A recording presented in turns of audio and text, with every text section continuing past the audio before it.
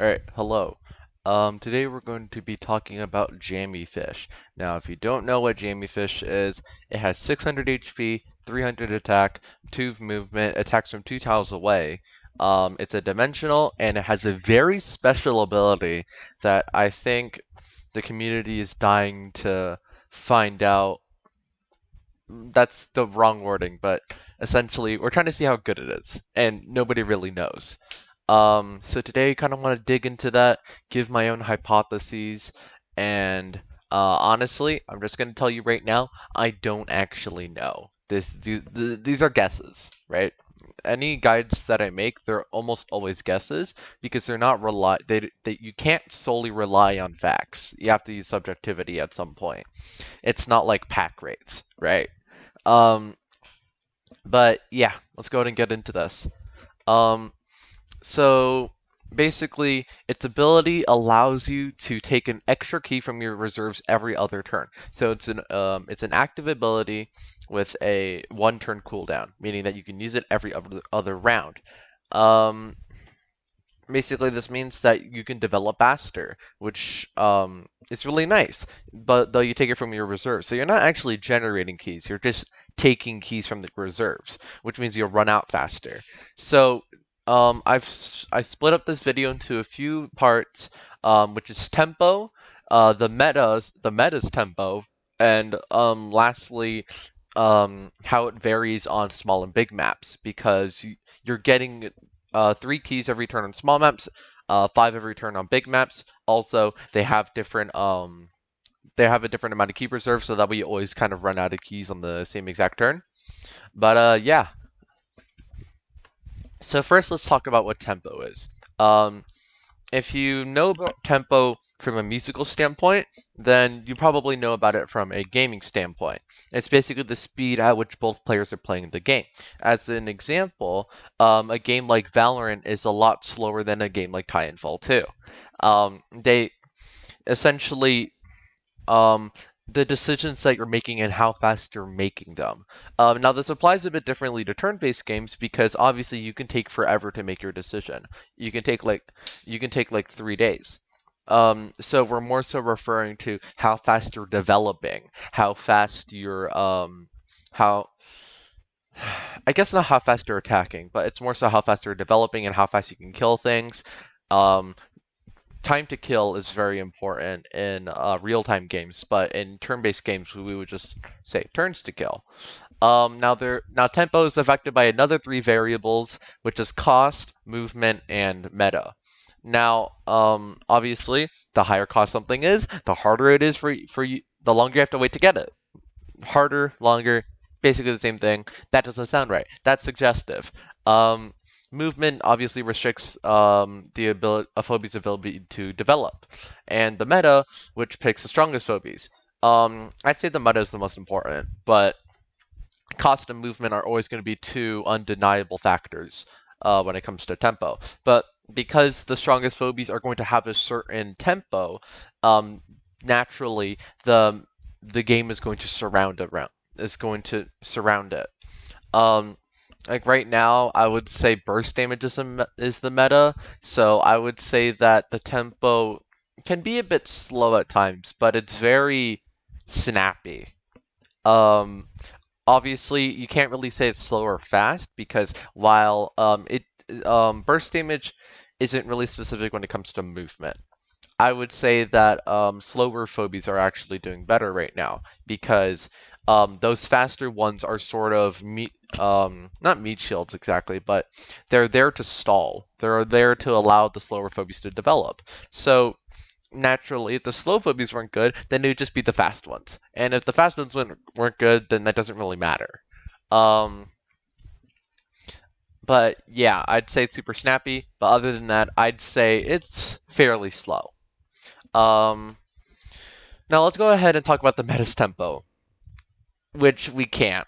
I'm going to be completely honest here. It's really hard for me to talk about the Metis tempo. I don't know enough about this game. Nobody in this game has the capability of using every single phobie in their collection. I mean, sorry, they don't have every phobie in their collection. because you have to get to like level 150, and the highest we're going right now is 110, which is the level that you get Jammy Fish. And I can't really say if something is good or not, but while being 100% sure, or even like 90%, I am 100% sure that Cassowary is good for my elo because he's just so easy to use. He deals so much damage. But what about in a higher tiers of play where everyone has everything ever? That's important. And because of how hard it is to max out an account in this game, or at least at the very least how long it takes, and how much time you have to invest into this game, I can't say shit. Um, I can't really say. Like I said before, I think the meta's tempo is pretty slow right now, but you have to just take my word for that because you won't be able to figure it out. I won't be able to figure it out. We have to wait for like a tournament with a bunch of competent players, and in my eyes, competent players are maxed out accounts with people who actually know how to play the game, and we don't have any of that. I don't have my account maxed out. I probably don't even know how to play the game correctly because as people get better, things change. And I'm pretty sure at the point that we get that the level 150 stress level phobia gets revealed, there's already going to be new phobies out. Maybe even new stress level phobies. That would be really annoying, but it would be possible. Um, but yeah, let's talk about size, specifically map size, right? Um, you get 24 to 25 keys on small maps, depending if you're first or second. Same thing with the big maps, you get 39 or 2 more to 41. Since you can take 1 extra key every round, that means you're going to be running out of keys 1 to 2 rounds faster, depending on if you're small maps or big maps. Um, it takes 7. It takes 7 rounds. It takes 7 rounds for small maps when it comes to Jammy Fish. However, normally it takes 8 to 9. Same thing with the big maps. It's 11 to 12, while it's 13 to 14. So 1 to 2. It's not really too important in my opinion. I think running out of keys isn't really something too important, especially since both players have to go through that process. Um, I just don't think it affects your late game too heavily. I think it just gives you an early advantage. I think the biggest issue with Jammy Fish right now is regarding its ability, at least, is that it's not really going to be too useful on big maps. I don't think it's going to be that good.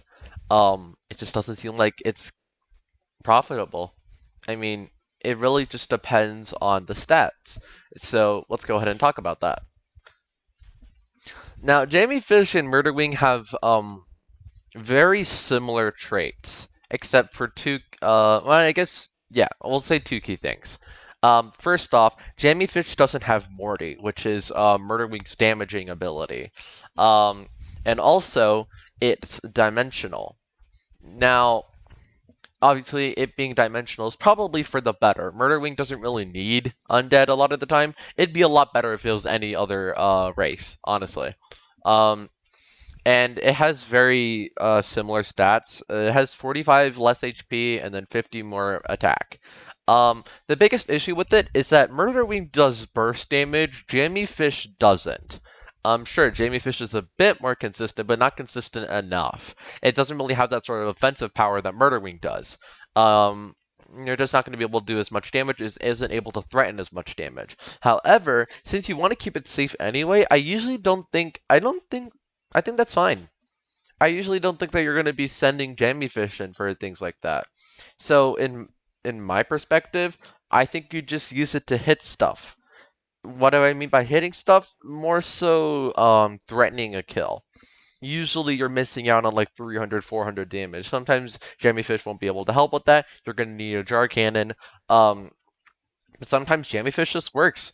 I think its ability to still contribute to dealing just that extra bit of damage that you need to get a kill, I think it's nice because the Keymaster ability is really unpredictable right now, and I think the stats are what make it at least remotely decent. So I think everything hinges on its Keymaster ability. I think if the Keymaster ability isn't that good, then the stats aren't going to be worth it. If you already have a Murder Wing out, then maybe there's a possibility. Also, it can't two-shot Cassowary or Cowbell. That's really important, but it can two-shot Razor Mouth and Contortio. So also I'm talking about base level. So if everything's base, then yeah, I think you need about off the top of my head, I think you're gonna need 3 more levels than the Gasso in order to two-shot it. It just doesn't have the burst damage that you need.